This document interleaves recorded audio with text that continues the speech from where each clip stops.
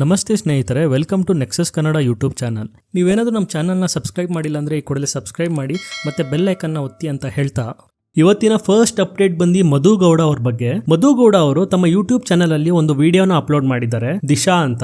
ಈ ಒಂದು ವಿಡಿಯೋದಲ್ಲಿ ಮಧು ಗೌಡ ಅವರು ದಿಶಾ ಅವ್ರ ಬಗ್ಗೆ ಮಾತಾಡಿದ್ದಾರೆ. ದಿಶಾ ಅವರು ಮಧು ಗೌಡ ಮತ್ತೆ ನಿಶಾ ಗೌಡ ಅವರ ಕ್ಲೋಸ್ ಫ್ರೆಂಡ್. ದಿಶಾ ಅವರು ರೀಸೆಂಟ್ಲಿ ಉಡುಪಿಲಿ ಬೋಟ್ ಪಲ್ಟಿ ಆಯ್ತಲ್ಲ, ಆ ಒಂದು ಇನ್ಸಿಡೆಂಟ್ ಇಂದ ಸಾವನ್ನಪ್ಪಿದ್ದಾರೆ. ಸೊ ಮಧು ಗೌಡ ಅವರು ಈ ಒಂದು ವಿಡಿಯೋದಲ್ಲಿ ದಿಶಾ ಅವರಿಗೆ ಏನಾಯ್ತು ಅನ್ನೋದ್ರ ಬಗ್ಗೆ ಒಂದು ಕ್ಲಾರಿಟಿ ವಿಡಿಯೋನ ಮಾಡಿದ್ದಾರೆ. ಈ ಒಂದು ವಿಡಿಯೋದಲ್ಲಿ ಮಧು ಗೌಡ ಅವರು ಏನ್ ಹೇಳಿದ್ದಾರೆ ಅಂದ್ರೆ, ದಿಶಾ ಅವರು ನನಗೆ 6 ವರ್ಷದಿಂದ ಪರಿಚಯ. ದಿಶಾ ಮತ್ತೆ ನಿಶಾ ಇಬ್ರು ಕೂಡ ತುಂಬಾನೇ ಕ್ಲೋಸ್ ಫ್ರೆಂಡ್ಸ್. ದಿಶಾ ಅವರು ತಮ್ಮ ಕೊಲೀಗ್ಸ್ ಜೊತೆ ಉಡುಪಿಗೆ ಟ್ರಿಪ್ ಹೋಗಿದ್ರು. ಅಲ್ಲಿ ಡೆಲ್ಟಾ ಬೀಚ್ ಅಲ್ಲಿ ಬೋಟ್ ರೈಡ್ ಗೆ ಹೋದಾಗ ಈ ಒಂದು ಇನ್ಸಿಡೆಂಟ್ ಆಗಿದೆ. ಈ ಒಂದು ಇನ್ಸಿಡೆಂಟ್ ಇಂದ ಇಬ್ರು ಜನ ಸ್ಪಾಟ್ ಅಲ್ಲೇ ತೀರ್ಕೊಂಡಿದ್ದಾರೆ.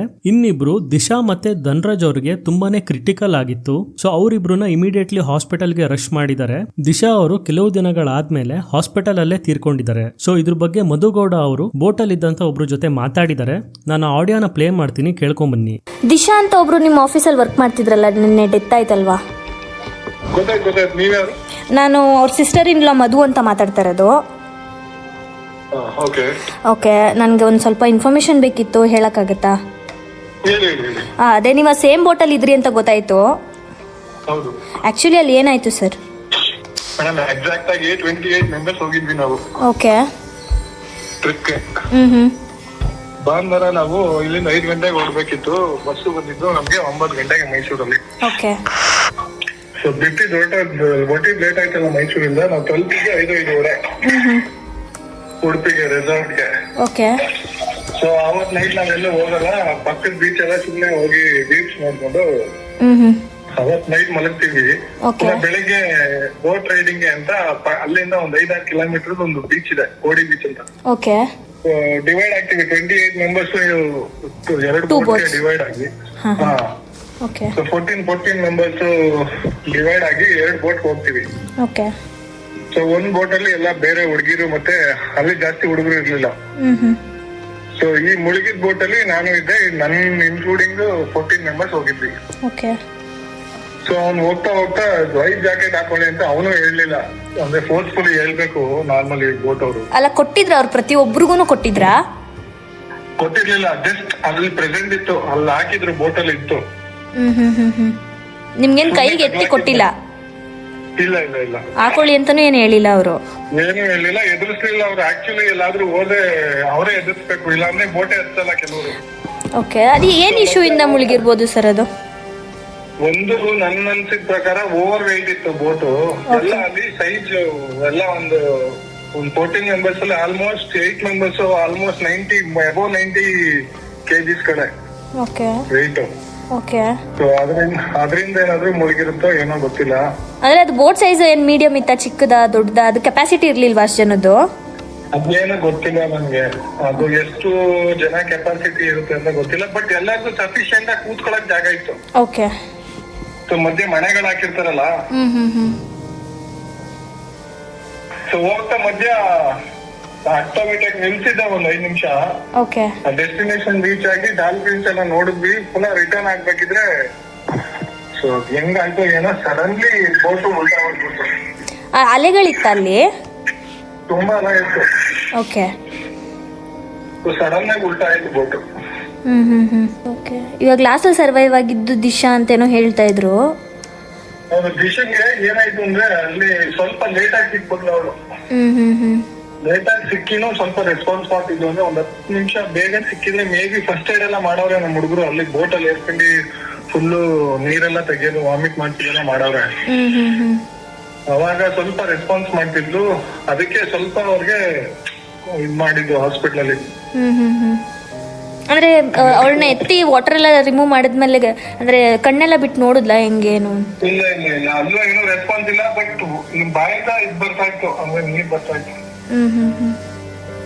ಆಮೇಲೆ ನಾನೇ ತಗೋಗಿ ಇದಕ್ಕೆ ಆಂಬುಲೆನ್ಸ್ ಹಾಕ್ತೀವಿ. ಅಲ್ಲಿಂದ ನಾವು ಮಣಿಪಾಲ್ ಹಾಸ್ಪಿಟಲ್ ಬಂದ್ವಿ. ಇಷ್ಟು ನಡೀತು.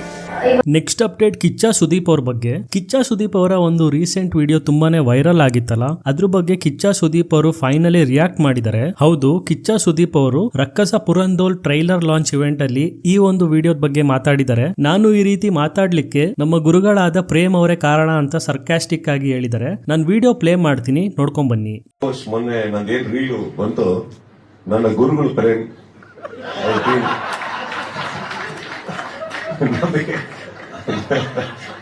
ಸೊ ನನ್ನ ನೋಡಿ, ಈ ಡೈಲಾಗ್ ಫಸ್ಟ್ ಸೆಲೆಬ್ರೇಟ್ ಮಾಡಿದ ವ್ಯಕ್ತಿ ತಾನೆ, ಕರೆಕ್ಟಾ? ಗುರುಗಳಾದ ಪ್ರೇಮ್ ಅವರಿಗೆ ಈಗ ನಾಳೆ ಸೆಮಿಫೈನಲ್ಸ್ ಅಲ್ಲಿ ಏನಾರು ಬಂದ್ರೆ ಅದಕ್ಕೆ ಇವರೇ ಇನ್ಸ್ಪಿರೇಷನ್. ನೆಕ್ಸ್ಟ್ ಅಪ್ಡೇಟ್ ಬ್ಯಾಂಗ್ಳೂರಲ್ಲಿ ಇನ್ಸ್ಪೆಕ್ಟರ್ ಗೋವಿಂದ್ ರಾಜ್ ಅವರು 4 ಲಕ್ಷ ಲಂಚ ತಗೋಬೇಕಾದ್ರೆ ಲೋಕಾಯುಕ್ತ ಅವ್ರ ಹತ್ರ ರೆಡ್ ಹ್ಯಾಂಡ್ ಆಗಿ ಸಿಗಾಕೊಂಡಿದ್ದಾರೆ. ಏನಕ್ಕೆ ಲಂಚ ಇಸ್ಕೊಳಕ್ ಹೋಗಿದ್ರು ಅಂತ ಕೇಳೋದಾದ್ರೆ, ಧನ್ರಾಜ್ ಅವರು ಒಂದು ಚೀಟಿಂಗ್ ಕೇಸ್ ಅಲ್ಲಿ ಪೊಲೀಸ್ ಅವ್ರ ಹತ್ರ ಸಿಗಾಕೊಂಡಿರ್ತಾರೆ. ಅವರ ಒಂದು ಹೆಸರನ್ನ ಕ್ಲಿಯರ್ ಮಾಡಕ್ಕೋಸ್ಕರ ಗೋವಿಂದ್ ರಾಜ್ ಅವರು ಟೋಟಲ್ 5 ಲಕ್ಷ ಲಂಚ ಕೇಳಿರ್ತಾರೆ. ಅದರಲ್ಲಿ ಧನ್ರಾಜ್ ಅವರು 1 ಲಕ್ಷ ಲಂಚ ಕೊಟ್ಟಿರ್ತಾರೆ. ಇನ್ನ 4 ಲಕ್ಷ ಲಂಚ ಕೊಡ್ಬೇಕಾದ್ರೆ ಲೋಕಾಯುಕ್ತ ಅವ್ರ ಹತ್ರ ಗೋವಿಂದ್ ರಾಜ್ ಅವರು ಸಿಗಾಕೊಂಡಿದ್ದಾರೆ. ಈ ಒಂದು ಆಪರೇಷನ್ CAR ಗ್ರೌಂಡ್ ಚಾಮರಾಜಪೇಟೆಯಲ್ಲಿ ನಡೆದಿದೆ. ಫೈನಲಿ ಲೋಕಾಯುಕ್ತ ಅವರು ಗೋವಿಂದ್ ರಾಜ್ ಅವ್ರನ್ನ ಅರೆಸ್ಟ್ ಮಾಡಿ ಕರ್ಕೊಂಡು ಹೋಗಿದ್ದಾರೆ. Next update. ಸೊ ಈ ಒಂದು ವಿಡಿಯೋ ಸೋಷಿಯಲ್ ಮೀಡಿಯಾದಲ್ಲಿ ತುಂಬಾನೇ ವೈರಲ್ ಆಗ್ತಾ ಇದೆ. ಸೊ ಒಬ್ಳು ಹುಡುಗಿ ತನ್ನ ಸ್ಕೂಲ್ ಮೇಟ್ ಬಗ್ಗೆ ಈ ವಿಡಿಯೋದಲ್ಲಿ ಏನ್ ಹೇಳ್ತಾಳೆ ಅಂದ್ರೆ, ಇವನಿಗೆ 30 ವರ್ಷ ಆಗಿದೆ, ನಾವು ಚಿಕ್ಕವ್ರು ಇರ್ಬೇಕಾದ್ರೆ ನಮ್ಗೆ ಮೋಟಿವೇಶನ್ ಕೊಡ್ತಾ ಇದ್ದ, ಓದ್ಕೊಳ್ಳಿ ಚೆನ್ನಾಗಿ ಅಂತ. ಆದ್ರೆ ಇವಾಗ ಇವನು ಡಾಮಿನೋಸ್ ಅಲ್ಲಿ ಡೆಲಿವರಿ ಬಾಯ್ ಆಗಿ ಕೆಲಸ ಮಾಡ್ತಾ ಇದ್ದಾನೆ. ನಾನು ಬೇರೆ ಸ್ಕೂಲ್ ಫ್ರೆಂಡ್ಸ್ ಜೊತೆ ಇದನ್ನ ಶೇರ್ ಮಾಡ್ತೀನಿ ಅಂತ ವಿಡಿಯೋನ ರೆಕಾರ್ಡ್ ಮಾಡಿ ಸೋಷಿಯಲ್ ಮೀಡಿಯಾದಲ್ಲಿ ಅಪ್ಲೋಡ್ ಮಾಡಿರ್ತಾರೆ. ಈ ಒಂದು ವಿಡಿಯೋ ಸೋಷಿಯಲ್ ಮೀಡಿಯಾದಲ್ಲಿ ತುಂಬಾನೇ ವೈರಲ್ ಆಗುತ್ತೆ. ನಾನು ಆ ವಿಡಿಯೋ ಪ್ಲೇ ಮಾಡ್ತೀನಿ, ನೋಡ್ಕೊಂಡು ಬನ್ನಿ. ये मेरा फ्रेंड है जो आज हमको मिला है. ये हमको पढ़ने का बहुत रील मोटिवेशन भेजता था और ये 30 साल का हो गया है. 30 साल का हो गया है और आज ये डोमिनोज वाला बन चुका है. कैसा फील कर रहे हो डोमिनोज वाले बन के? बहुत अच्छा है ना, कन्याएं मिल गई. हो गया. सही है, सही है. ठीक है, हाँ ठीक है. और स्कूल का याद आता है? बहुत याद आता है. अच्छा, सही है, ठीक है. सबको ये वीडियो भेजेंगे तुम्हारा. ಈ ವಿಡಿಯೋ ವೈರಲ್ ಆದ್ಮೇಲೆ ತುಂಬಾ ಜನ ಹುಡುಗಂಗೆ ಸಪೋರ್ಟ್ ಮಾಡಿದ್ದಾರೆ. ಅವನು ಕಷ್ಟಪಟ್ಟು ದುಡ್ದಿ ಜೀವನ ಮಾಡ್ತಾ ಇದ್ದಾನೆ, ಅದರಲ್ಲಿ ಕಾಮಿಡಿ ಮಾಡೋದೇನಿದೆ ಅಂತ ತುಂಬಾ ಜನ ಪ್ರಶ್ನೆ ಮಾಡಿದ್ದಾರೆ. ಮತ್ತೆ ಆ ಹುಡುಗಿನ ಕ್ರಿಟಿಸೈಸ್ ಕೂಡ ಮಾಡಿದ್ದಾರೆ. ಆದರೆ ಅಸಲಿ ಸತ್ಯ ಏನಂದ್ರೆ, ಇದೊಂದು ಪ್ರ್ಯಾಂಕ್ ವಿಡಿಯೋ ಆಗಿರುತ್ತೆ. ನೆಕ್ಸ್ಟ್ ಡೇ ಆ ಹುಡುಗಿ ಮತ್ತೆ ಹುಡುಗ ಇಬ್ರು ಸೇರ್ಕೊಂಡು ಒಂದು ವಿಡಿಯೋನ ಅಪ್ಲೋಡ್ ಮಾಡ್ತಾರೆ. ಆ ವಿಡಿಯೋದಲ್ಲಿ ಆ ಹುಡುಗಿ ಏನ್ ಹೇಳ್ತಾಳೆ ಅಂದ್ರೆ, ಇದೊಂದು ಸುಮ್ನೆ ಕಾಮಿಡಿ ವಿಡಿಯೋ ಆಗಿತ್ತು, ಇವನಿಗೆ 30 ವರ್ಷ ಅಲ್ಲ, ಇವನಿಗೆ 22 ವರ್ಷ ಅಷ್ಟೇ ಅಂತ ಹೇಳಿ ವಿಡಿಯೋನ ಅಪ್ಲೋಡ್ ಮಾಡಿದ್ದಾರೆ. ನಾನು ವಿಡಿಯೋ ಪ್ಲೇ ಮಾಡ್ತೀನಿ, ನೋಡ್ಕೊಂಡು ಬನ್ನಿ. यार आप लोग क्या कर दियो, सच में वो मतलब हम लोग ये देखो डोमिनोज वाला, हम सब चारों दोस्त थे, हम लोग मजाक कर रहे थे यार. इतना ट्रोल कर दिया ना कि मुझे लग रहा है कि मैं रोने लगूं. हर एक IPS लोग भी डाल रहे हैं. ये मेहनती लड़का कहाँ से दिख रहा है? ओ भाई देखो इस लड़के को.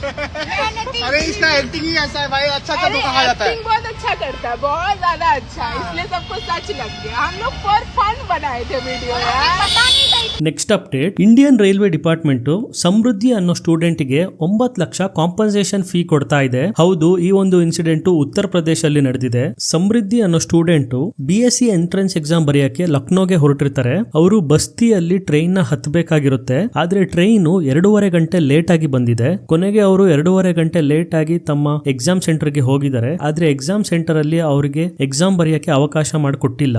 ಕೊನೆಗೆ ಅವ್ರ ತಂದೆ ಲಾಯರ್, ಅವರು ರೈಲ್ವೆ ಡಿಪಾರ್ಟ್ಮೆಂಟ್ ಮೇಲೆ 20 ಲಕ್ಷ ಕಾಂಪನ್ಸೇಷನ್ ಕೇಸ್ ನ ಹಾಕಿದ್ದಾರೆ. ಕೊನೆಗೆ ಕೋರ್ಟ್ ಸಮೃದ್ಧಿ ಅವರಿಗೆ 9 ಲಕ್ಷ ಕೊಡಬೇಕು ಅಂತ ವರ್ಡಿಕ್ಟ್ ಕೊಟ್ಟಿದೆ. ನೆಕ್ಸ್ಟ್ ಅಪ್ಡೇಟ್ ವಿರಾಟ್ ಕೊಹ್ಲಿ ಅವರ ಬಗ್ಗೆ. ಜನವರಿ 30ನೇ ತಾರೀಕು ಮಧ್ಯರಾತ್ರಿ ವಿರಾಟ್ ಕೊಹ್ಲಿ ಅವರ ಇನ್ಸ್ಟಾಗ್ರಾಮ್ ಪ್ರೊಫೈಲ್ ಮಾಯ ಆಗಿದೆ. ಹೌದು, ವಿರಾಟ್ ಕೊಹ್ಲಿ ಅವರ ಫ್ಯಾನ್ಸ್ ಆಗಿರ್ಬೋದು ಮತ್ತೆ ಸೋಷಿಯಲ್ ಮೀಡಿಯಾದಲ್ಲಿ ತುಂಬಾ ಜನ ಇದ್ರ ಬಗ್ಗೆ ಮಾತಾಡ್ಲಿಕ್ಕೆ ಸ್ಟಾರ್ಟ್ ಮಾಡಿದ್ರು. ಕೊನೆಗೆ ಬೆಳಗ್ಗೆ ಆಗೋಷ್ಟೊತ್ತಿಗೆ ವಿರಾಟ್ ಕೊಹ್ಲಿ ಅವರ ಪ್ರೊಫೈಲ್ ವಾಪಸ್ ಇನ್ಸ್ಟಾಗ್ರಾಮ್ ಗೆ ಬಂದಿದೆ. ಆದ್ರೆ ವಿರಾಟ್ ಕೊಹ್ಲಿ ಅವರ ಟೀಮು ಇದ್ರ ಬಗ್ಗೆ ಯಾವುದೇ ರೀತಿ ರಿಯಾಕ್ಟ್ ಮಾಡಿಲ್ಲ. ಮೋಸ್ಟ್ ಪ್ರೊಬ್ಯಾಬ್ಲಿ ಇದೊಂದು ಇನ್ಸ್ಟಾಗ್ರಾಮ್ ಗ್ಲಿಚ್ ಆಗಿರ್ಬೋದೇನೋ. Next update. ಇದೊಂದು ಶಾಕಿಂಗ್ ನ್ಯೂಸ್ ಅಂತಾನೆ ಹೇಳ್ಬೋದು. ಕಾನ್ಫಿಡೆಂಟ್ ಗ್ರೂಪ್ ಓನರ್ ಹಾಗೂ ಚೇರ್ಮನ್ ಆದಂತಹ CJ ರಾಯ್ ಅವರು ಮಾಡ್ಕೊಂಡಿದ್ದಾರೆ. ಹೌದು, ಈ ಒಂದು ಇನ್ಸಿಡೆಂಟ್ January 30ನೇ ತಾರೀಕು ನಡೆದಿದೆ. CJ ರಾಯ್ ಅವರ ಆಫೀಸ್ ಮೇಲೆ ಇನ್ಕಮ್ ಟ್ಯಾಕ್ಸ್ ಡಿಪಾರ್ಟ್ಮೆಂಟ್ ಅವರು ರೇಡ್ ನ ನಡೆಸಿದ್ದಾರೆ. ಮತ್ತೆ CJ ರಾಯ್ ಅವರನ್ನ ತುಂಬಾ ಗಂಟೆಗಳ ಕಾಲ ಪ್ರಶ್ನೆ ಕೂಡ ಮಾಡಿದ್ದಾರೆ. ಕೊನೆಗೆ CJ ರಾಯ್ ಅವರು ಇನ್ಕಮ್ ಟ್ಯಾಕ್ಸ್ ಅಧಿಕಾರಿಗಳ ಮುಂದೆನೆ ಪಿಸ್ತೂಲ್ ಅಲ್ಲಿ ತಮ್ಮ ಎದೆ ಭಾಗಕ್ಕೆ ಪಾಯಿಂಟ್ ಮಾಡಿ ಶೂಟ್ ಮಾಡ್ಕೊಂಡಿದ್ದಾರೆ. ಕೊನೆಗೆ ಅವರನ್ನ ಇಮಿಡಿಯೇಟ್ಲಿ ಹಾಸ್ಪಿಟಲ್ಗೆ ರಶ್ ಮಾಡಿದ್ದಾರೆ. ಆದ್ರೆ ತುಂಬಾನೇ ಕ್ರಿಟಿಕಲ್ ಆಗಿರೋದ್ರಿಂದ ಆದ್ರೆ ಅಲ್ಲಿ ಯಾವುದೇ ರೀತಿ ಬದಲಾವಣೆ ಕಂಡಿಲ್ಲ. ಇವ್ರೇನಕ್ಕೆ ಮಾಡ್ಕೊಂಡ್ರು ಅಂತ ಕೇಳೋದಾದ್ರೆ IT ರೈಡು ಇವ್ರ ಮೇಲೆ ತುಂಬಾನೇ ಪ್ರೆಷರ್ ಆಯ್ತು ಅಂತ ನ್ಯೂಸ್ ಬಂದಿದೆ. ನಿಮಗೆ ಗೊತ್ತಿರಬಹುದು, ಇವರು ಜಿ ಕನ್ನಡ ಆಗಿರ್ಬೋದು, ಕಲರ್ಸ್ ಕನ್ನಡದಲ್ಲಿ ತುಂಬಾನೇ ದೊಡ್ಡ ಪ್ರೈಸ್ ಮನಿನ ಸ್ಪಾನ್ಸರ್ ಮಾಡಿದ್ರು ಹಾಗೂ ಎಷ್ಟೋ ಜನ ಸ್ಟೂಡೆಂಟ್ಸ್ ಗೆ ಸ್ಕಾಲರ್ಶಿಪ್ಪಿನ ಸಹಾಯ ಮಾಡಿದ್ದಾರೆ. ಆದ್ರೂ ಕೂಡ ಈ ರೀತಿ ಇವರು ಕೊನೆಗಂಡಿದ್ದು ತುಂಬಾನೇ ದುಃಖದ ಸಂಗತಿ ಅಂತಾನೆ ಹೇಳ್ಬೋದು. ನೆಕ್ಸ್ಟ್ ಅಪ್ಡೇಟ್, ರಾಜಸ್ಥಾನ್ ಇಂದ ಕುಹಾಡ ಅನ್ನೋ ಒಂದು ಹಳ್ಳಿಲಿ ಲಾಖಿ ಮೇಳ ನಡೀತಾ ಇದೆ. ಆ ಒಂದು ಮೇಳದಲ್ಲಿ ಪ್ರಸಾದ ತಯಾರು ಮಾಡಕ್ಕೆ JCB ನ ಉಪಯೋಗಿಸ್ಕೊಂಡಿದ್ದಾರೆ. ಹೌದು,